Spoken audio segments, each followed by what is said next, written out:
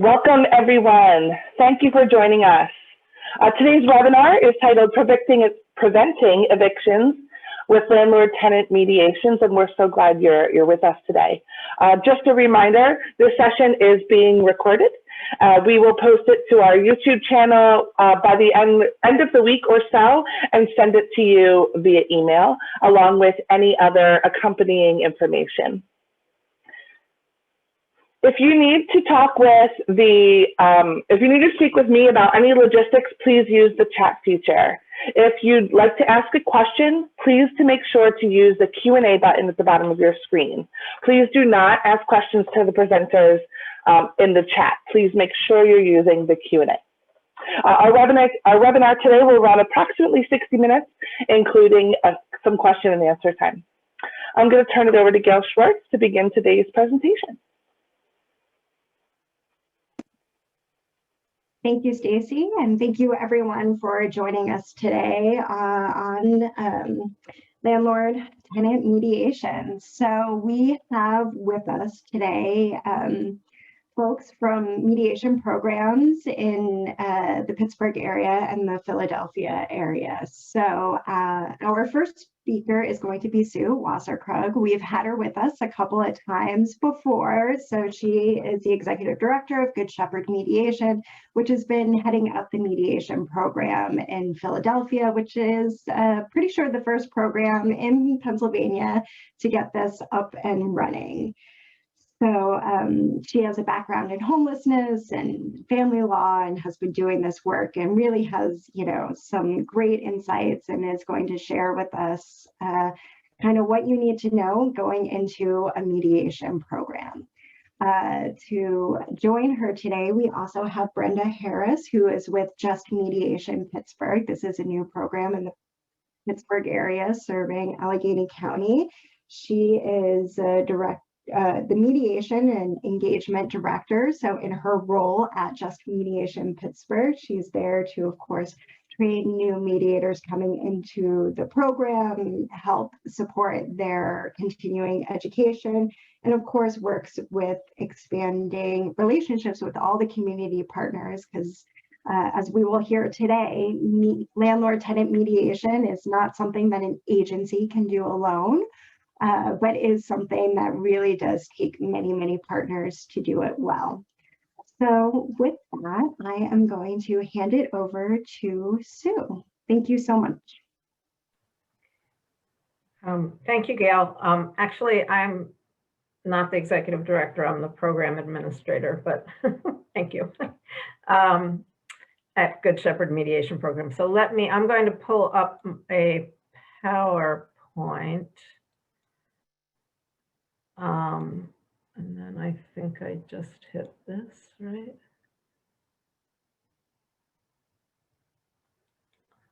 There we go. Okay. So as Gail said, I'm at Good Shepherd Mediation Program. For those of you who aren't familiar with us, we are a Philadelphia-based community justice center. We've been around for about 36 years. We were created by a nun, Sister Bridget Lawler. We are a project of the Sisters of the Good Shepherd, but we are completely secular in all the work that we do. The services that we provide are basically mediation and facilitation, training and consulting, and we do a lot of restorative practices. And you can see here our mission is we seek to encourage peace, reconciliation, and social justice, and to empower individuals to resolve their conflicts. So for those of you who don't live in Philadelphia, just a little background on why landlord-tenant mediation is sort of a thing in Philadelphia. Philadelphia has one of the highest poverty, or has the highest poverty rate, I think, of the 10 largest cities in the United States. About 25% of our population lives in poverty. And about half of all Philadelphians are renters. The number of eviction filings per year fluctuates a little bit. The highest I've seen was actually about 4,000 eviction filings in 1 year. That was a few years ago, but the average is probably around 20,000, and this is pre-pandemic. Now that when the pandemic hit, that caused a higher, obviously, unemployment rate in Philadelphia. It jumped up to about 13 to 18%. And statewide, about 40% of Pennsylvanians have stated that they're actually at risk for eviction due to the pandemic. You know, I don't know about you, but every time I turn on the news nowadays, there's something about the eviction crisis nationwide. So it doesn't appear to be going away. So in Philadelphia, a few years ago, our mayor, Mayor Kenny, created a task force back in 2016 specifically to address this high rate of evictions in Philadelphia. And the task force was composed of, as you can see, of a range of individuals, stakeholders representing a range of perspectives: government folks, advocates, policy experts, actual renters, and landlords and tenants, and then just other members of the community. As a result of the task force, and a report was issued with about 17 recommendations. It's a really great report, I have to say. And if you don't have I'm not sure if the PowerPoint is going to be shared, but all you have to do is Google, Mayor's Task Force on Eviction Philadelphia report, something like that, and you'll find it. It's a really great report. So let's see, I think I might have skipped something in my PowerPoint. Among the many recommendations, among those 17 recommendations, was a recommendation to create a pre-filing landlord-tenant mediation program. And pre-filing meaning if the landlord and tenant are having some sort of a conflict or a dispute that could potentially escalate to the point where the landlord feels like they need to file in court to evict the tenant, before that happens, the idea was to create an intervention so that the parties could come to mediation before the landlord would choose to file in Philadelphia, we call it municipal court. And the reasons for this were several. First of all, obviously, that would reduce the burden on the court, keep the numbers down. Perhaps one of the most important reasons for promoting a pre-filing mediation program was that when a landlord files an eviction complaint in court, that filing creates what's been referred to as a stain on the tenant's record, so that regardless of the outcome of the case, there is now sort of a record that follows the tenant that says, this landlord, something happened between you and this landlord that caused the landlord just to file for eviction in court. Doesn't really matter what happened, but just the mere fact of filing can kind of turn off future landlords, so that landlords will say, well, I don't know what happened, but some previous landlord decided they need to file an eviction proceeding against this tenant, so I'm just going to pass on that tenant and move on to the next one. So that can cause difficulties for folks to find housing in the future, rental housing in the future. And then obviously the court process is expensive for landlords. Turnover is expensive. So just to prevent all of that. And also to provide some support to the landlords and the tenants to really resolve the issues and open up communication between them, so that any kind of issues that might come up in the future can be more easily addressed. So, oops, let me go back, sorry. So the city got some funding, put out an RFP, and which, you know, we submitted a proposal, and we were funded to do this very small pilot program where, for the most part, our cases were coming from local legal services organizations. Because it was such a short pilot program, we didn't have a chance to do a whole lot of outreach. So most of the referrals were coming from the tenant side, some from the landlord side. And then when the pandemic hit, actually, last spring, well, almost a year ago, it took us a few weeks, but we shifted gears pretty quickly to offer the mediations online. And at the same time, the court closed.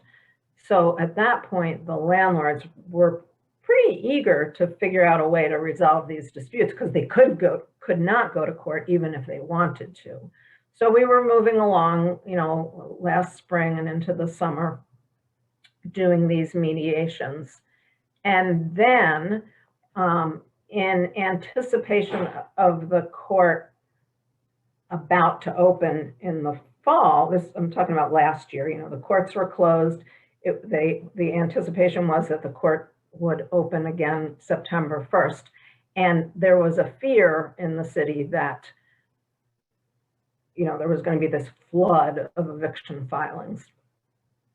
So in anticipation of that, Philadelphia City Council passed this ordinance, the Emergency Housing Protection Act, in July of last year to avoid this tsunami of court filings, and perhaps more importantly, to mitigate the impact of the pandemic, the possibility that people who had already lost income would lose housing, and to help landlords and tenants reach agreements that were sustainable for both sides.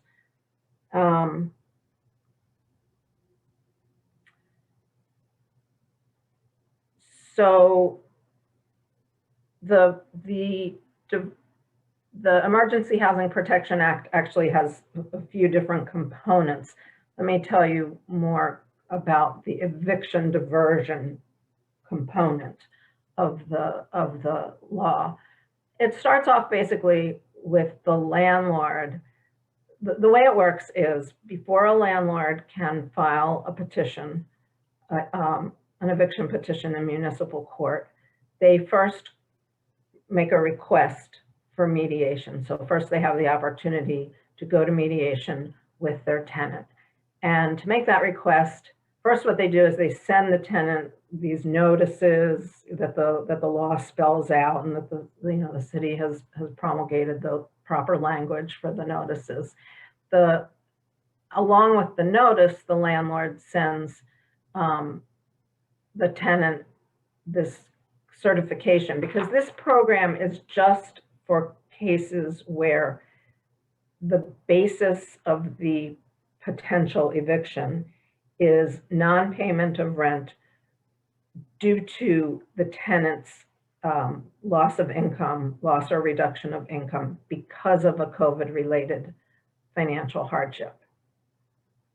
So there's a form that the tenant needs to fill out. They send it back to the landlord. Then the landlord goes onto this city web portal, and puts in their request for mediation. Once the request goes in, the Save Your Home Philly hotline, which has been around since the mortgage foreclosure crisis many years ago, they screen the requests for mediation to make sure that the request is complete. There needs to be contact information. They need to upload some kind of proof that they've sent the notice of rights, things like that.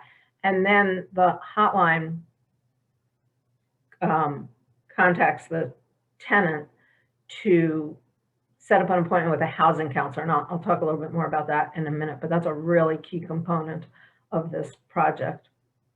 And then what we do is we go into that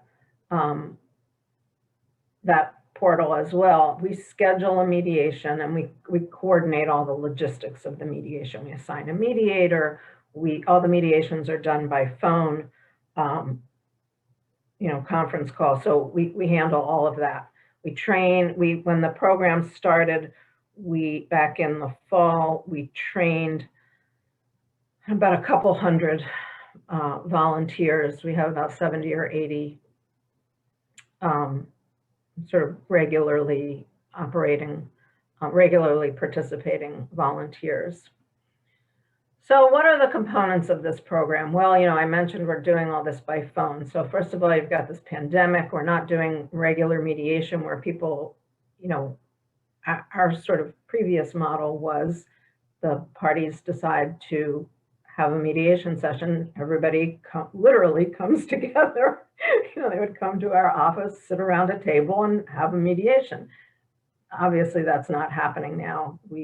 That the use of technology is not just in the phones, the fact that we're doing all of these mediations by conference call, but this city portal where, all of the information is entered and there's interaction among the landlords and the mediation program and the housing counselors and the tenants and, every permutation of that. So technology is a really important piece especially considering the volume that we're doing. There's no way you could do this without some of the technology. The web portal that the city's IT folks created is really amazing. It's way above my head. Volunteer mediators, as I said, we have a lot of volunteer mediators. We are currently holding about 60 mediation sessions a week. That's 60 mediations per week. So that's about 12 or so a day, Monday through Friday, all day, every day. We have a very small, Good Shepherd Mediation Program has a small staff to begin with. And then, we now have an eviction diversion unit. So we have a few people who are actually working on this full time. The housing counselors, again, this is something that I'm not sure how widespread this notion is around the state. The housing counselors, this was a concept that I believe was created, as I said, during the mortgage foreclosure crisis. When was that? 2008, maybe? I forget. Where these folks who are trained in, knowing what the different forms of assistance are for the given population. At that point, it was, low-income homeowners. This population is low-income renters. Knowing how to access rental assistance, how to access other forms of assistance that might be able to help the tenant, and also being able to work with the tenant to, look at their budget realistically and determine, is it even going to be possible to pay off the back rent that went unpaid, or, what can we offer the landlord instead? Try to, come up with a sustainable payment plan, or what we kind of like to call an exit strategy, if that makes sense, if that makes the most sense for the tenant. And then just having rental assistance is this wouldn't be possible without rental assistance, because a lot of the tenants who lost income, it's gone, it's not coming back. Sure, there's unemployment, there are problems with getting unemployment payments.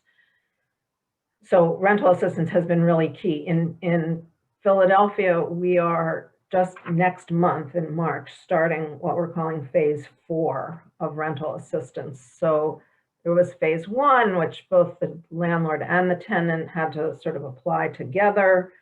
Landlords weren't real thrilled with that for a number of reasons. There were some restrictions that applied. There was a limit to the amount of assistance they could request. Then there was phase 2, which loosened up some of the restrictions. And there was phase 3, which phases 1 and 2 required the landlord to sign off on the application. And I believe that what phase 3 did was said to the tenants, okay, you should be eligible for this rental assistance, but since your landlord did not sign off on it, this phase 3 is just for that group of people, that group of tenants. And now phase 4 is starting in March. And quite honestly, I don't know what the parameters of that will be. But these are all programs that are composed of funds from, I believe all 3 of them, and the 4th coming up, have funding from the CARES Act, the Federal CARES Act, state funds, as well as local funds. And then another really key component to this program is just the fact that this is a partnership. This is not Good Shepherd Mediation Program's eviction diversion project. This is a partnership. We work really, really closely with some folks from the city, the Division of Housing and Community Development. We work really closely with the landlord bar, quite frankly. We see a lot of the landlords are represented by either an attorney or a property manager in the mediation sessions. We work with tenant, organizations who work with tenants, community legal services, Philadelphia Legal Assistance, all the housing counseling agencies. There's dozens of these housing counseling agencies, so we work pretty closely with them. I'm sure I've forgotten somebody, but the point is that this is not just us doing this project. It's a real partnership. As far as success, for those of you who are familiar with mediation, the conventional wisdom is that when parties come to the table to mediate, an agreement is reached about 85% of the time.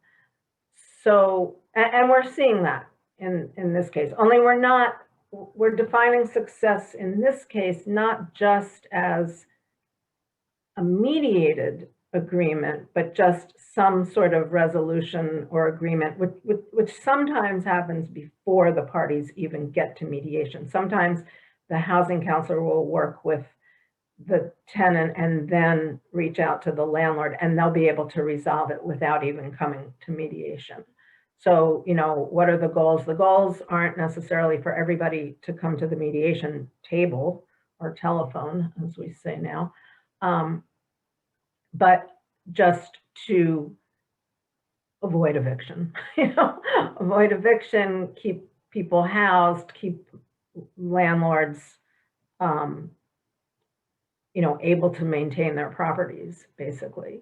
And then as part of, I mentioned earlier, the technology, in order to measure our success, the web portal has sort of this back side to it, the not public facing side, where we code the outcomes, so we can code things like a resolution was reached before the parties came to mediation, or an agreement was reached in mediation. And one of the things that we look at is, and I didn't mention this because it's kind of complicated, the Emergency Housing Protection Act requires landlords to be willing to accept a repayment plan that falls within certain parameters. They can accept something more generous than that or less burdensome to the tenant, but they can't require anything more burdensome. So the repayment, just to simplify it, it's basically a 9-month repayment plan. So a landlord can't say, you can only have 3 months to repay these arrears. They have to accept, within certain parameters. So when we code the outcomes, we indicate, which of these contemplated repayment plans is the landlord accepting, or are they accepting, or did they come up with an agreement that's completely different and therefore more generous? So that's what that's all about. And in terms of, defining success, I always well, as mediators, we always talk about mediation being a win-win, as opposed to litigation, which is usually a win-lose. Somebody wins, somebody loses when you go to court. In mediation, it's an agreement, so everybody wins. I like to think of landlord-tenant mediation or eviction diversion mediation as a win-win-win. And when I say that, what I mean is it's a win for the landlord, it's a win for the tenant, and it's a win for the community, because you're avoiding eviction, you're avoiding crisis for people, you're keeping people housed, you're avoiding homelessness, and all the difficulties that arise in a community when homelessness and eviction become commonplace. And then finally, I just wanted to talk about, no, I guess this isn't finally, one more after this. So I talked earlier about building partnerships. It's really important. This is not something you can do on your own, depending on, where you sit. Are you a mediation program? Are you a legal services organization? Are you the landlord bar? Wherever you're sitting, these are some of the other organizations that you'd want to get involved. As I said, this sort of started as a city program. They then got the landlords and the tenants involved, or the landlord and tenant representatives, I should say. They brought us in to sort of oversee the mediation component. We're now working to sort of shift it away from being a city program to being more affiliated with the court, but to keep it pre-filing in some way. And then, when you work with a lot of partners, as you probably know, everybody wants to tell you how to do things. And what's good about that is you need that input from all of your partners, because everybody has a different perspective on how the program is working, should work. What we try to do is hold regular Zoom meetings that we sort of think of as debriefing, info sharing meetings, to get people talking about and to help us build a better program. Because our hope is that even after the pandemic, mediation will become part of the new normal in terms of eviction diversion in Philadelphia. Okay, and now I'll just wrap up. We were lucky because it was a city-created program. The city came up with some funding, but I know around the state, there may be other sources of funding, foundations, things like that. You can be pretty creative on where you get funding. And I think I'm going to stop there. I need to stop. I just hit stop share, right? Yep. Okay, there we go. So thank you so much for giving us that overview and those helpful hints about different pieces of the mediation program. While we wait while Brenda gets set up with sharing her slides, I'm just going to ask you a couple of clarifying questions. So the first one is, for your program, do people need to confirm that the reason they're getting behind on rent is related to COVID? Mm-hmm. So theoretically, yes, there is this certification form that the city came up with, and the landlord is supposed to provide that to the tenant, and then the tenant fills it out and sends it back to the landlord. And a COVID-related financial hardship, the city defined it in very broad terms. So, anything that happened related to COVID that has caused you to lose or lose your income or have your income reduced. Your kid's school was closed. You had to quit your job and stay home with your kid. That counts. You were sick. Somebody you knew was sick. You were exposed. All sorts of things. In reality, sometimes cases make their way into the system where there is no COVID-related hardship. We don't necessarily see that from our view of the city database. So we take all comers, so to speak. We will try to, every once in a while, they'll get to the table and, it becomes clear and it turns out the parties don't want to mediate. But if they show up and they want to mediate, we'll mediate.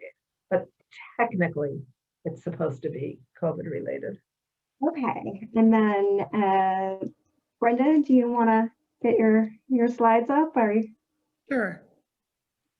Okay, and while you're doing that,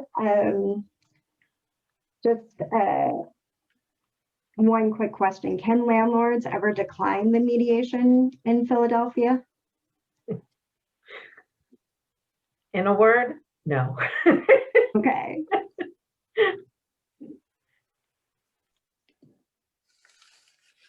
All right, and now we have Brenda, who's going to really talk about the Pittsburgh program, and again, sort of, an overview of what needs to go into standing up one of these landlord-tenant mediation programs.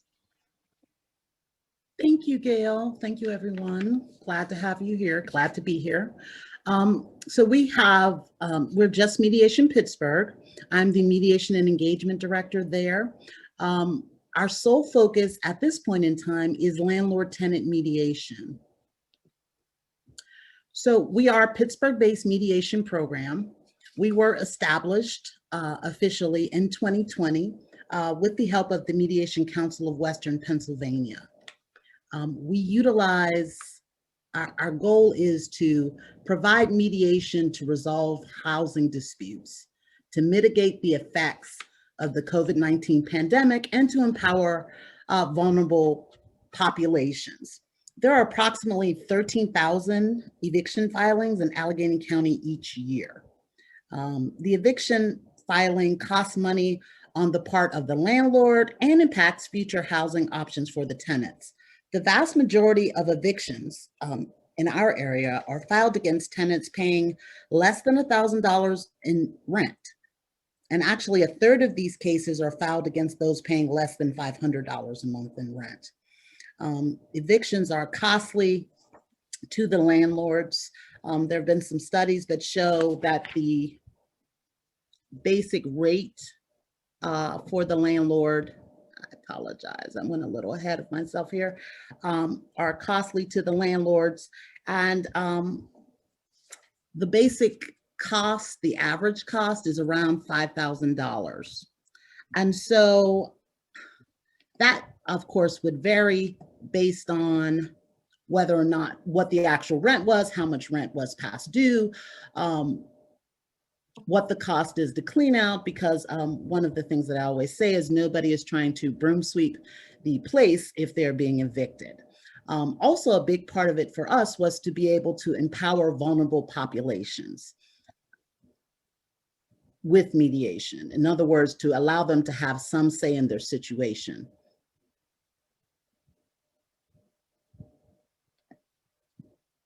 When we talk about the process that we do at Just Mediation Pittsburgh, this is a basic overview. We receive the referrals. Now, our referrals may come from the landlord or the tenant. They may come in the form of phone calls, but we also have a website to which they can go in and fill out the referral form, either the landlord or the tenant. Once we've received that referral, and we have made it as user-friendly as possible, so normally it would take under 10 minutes to complete it all, basically looking for demographic information as well as contact information. The more contacts we have, the better. At that point, our program administrator or our intake specialist, they do the preliminary calls with both parties. Once both parties have agreed to participate in the mediation, because our mediation for us is a voluntary process, in addition to being a free process. And once that happens, then the parties are scheduled based on their time. So we do offer mediation morning, afternoon, and evening, and we are available 7 days a week. Our goal is not to add to the problem. So if a tenant needs to work in order to survive and they can't, their schedule doesn't allow them to come during the day or during traditional 9 to 5 work hours, we will do evenings and weekends. It's just a matter of being able to get them to the table.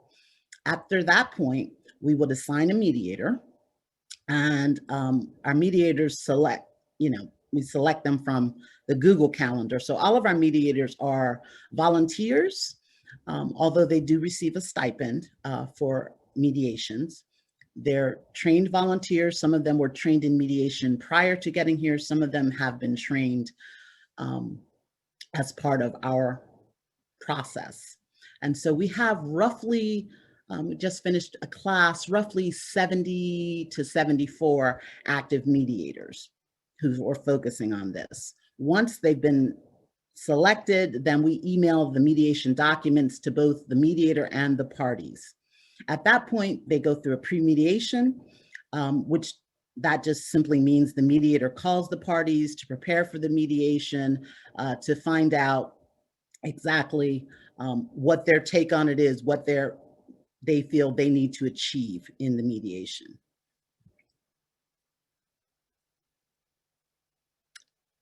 Then we have our mediation. We set aside 3-hour blocks of time to seek the resolution and to craft a mediation agreement if they come to that point.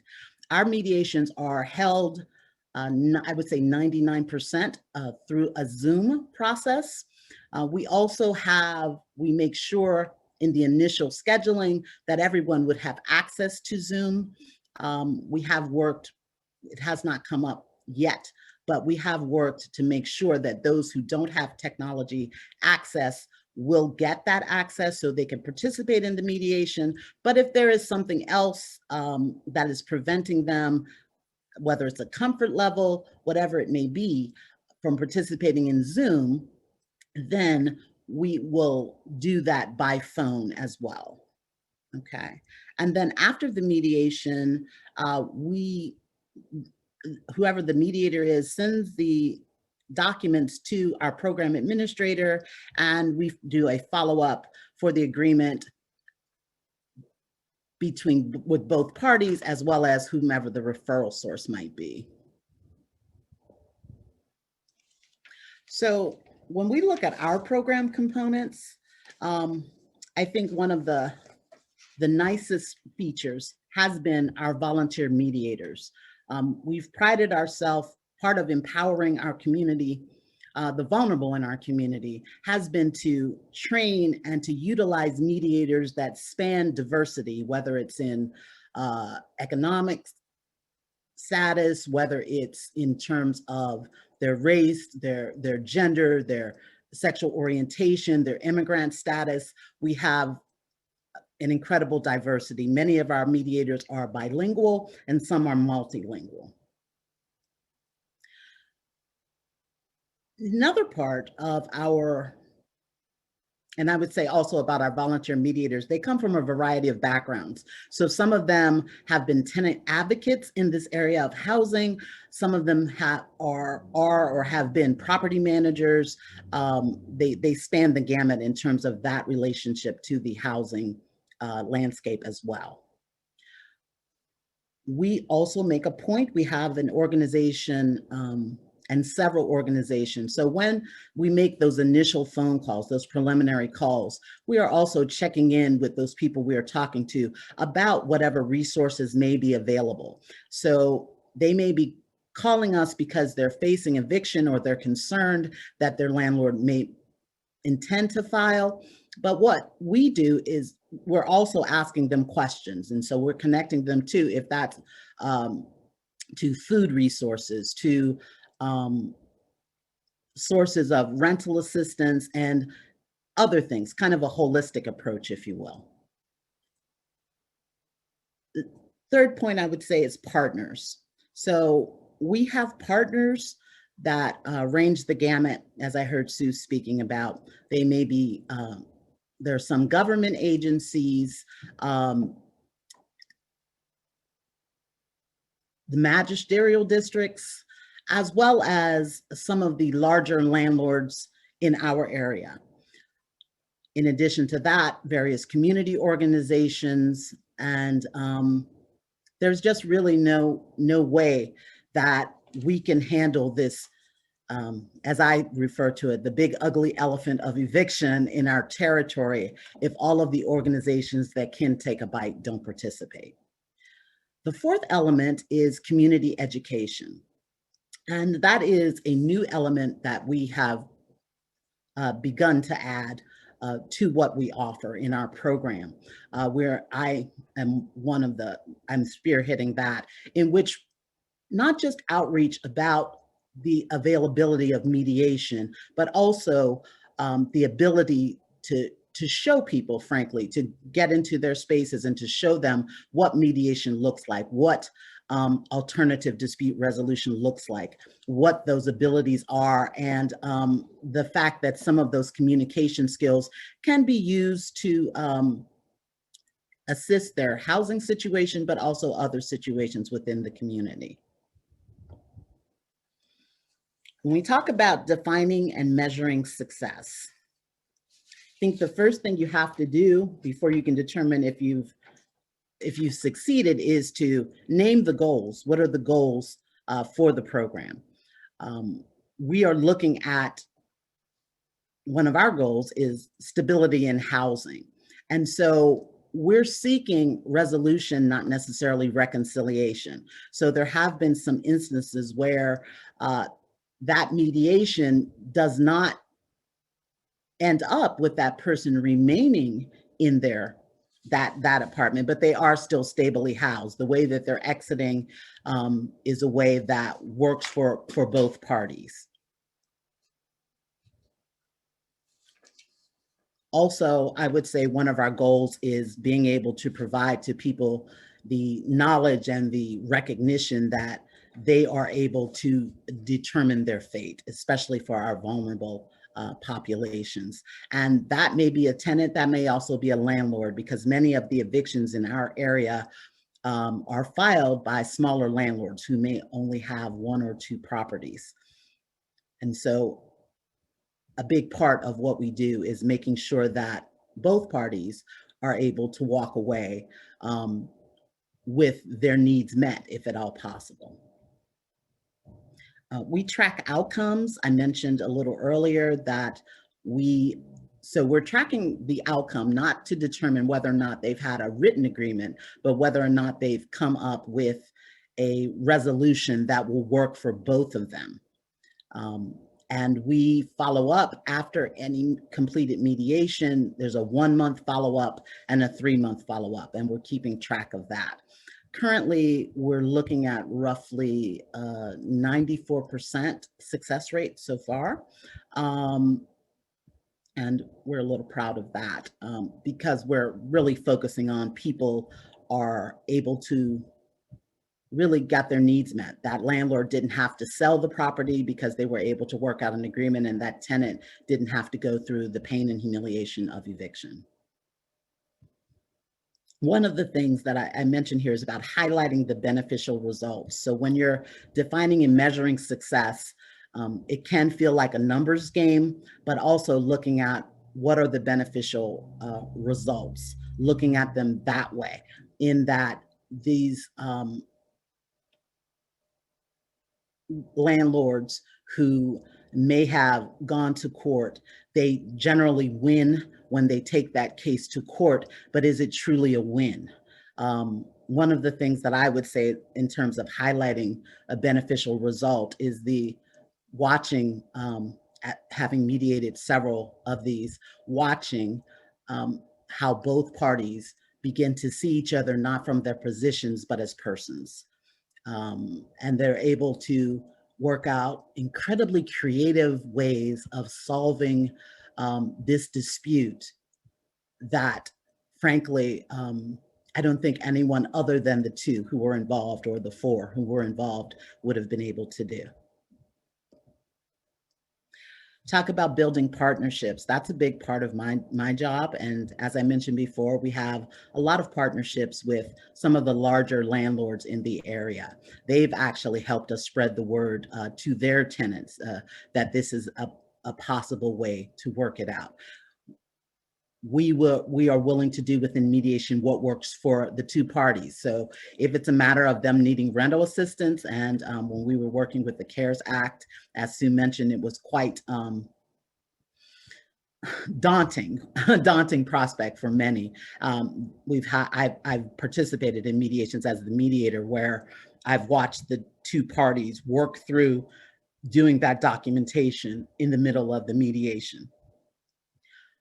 Another partnership that I look at are the community organizations. So we have a couple of organizations here that focus on individuals who are more vulnerable in terms of their housing, in terms of their food sources, in terms of having lost income or not having enough livable income.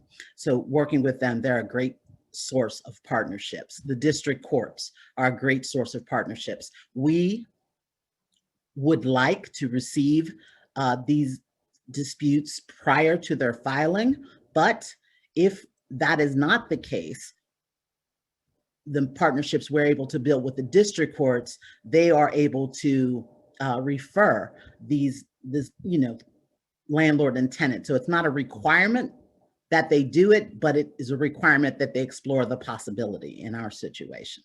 Also, as I mentioned, government agencies, and there are several attorney groups that we work with. The two that pop into my mind are Neighborhood Legal Services and the Community Justice Project in our area.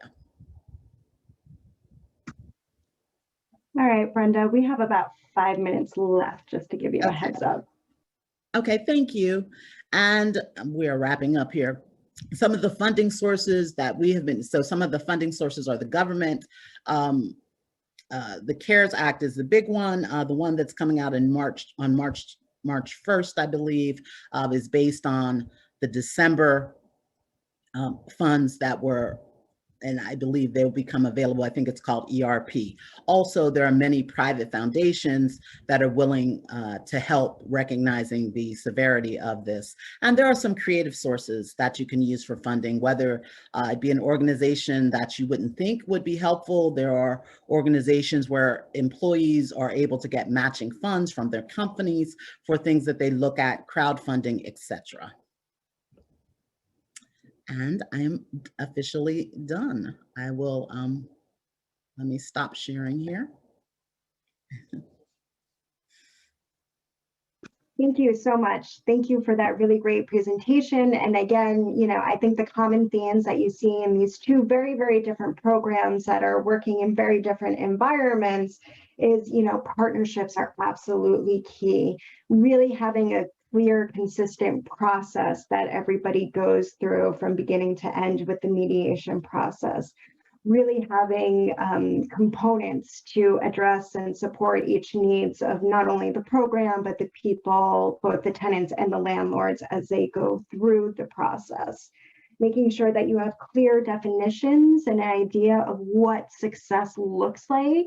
And depending on the scale and need, it could very well be, not every time you're contacted does it result in mediation, but if it still prevents the eviction, that's a success, and we should highlight that. But it's also, making sure that people have agency over the outcomes. That's also another thing to think about when thinking of success, as well as just simply coming to the agreement.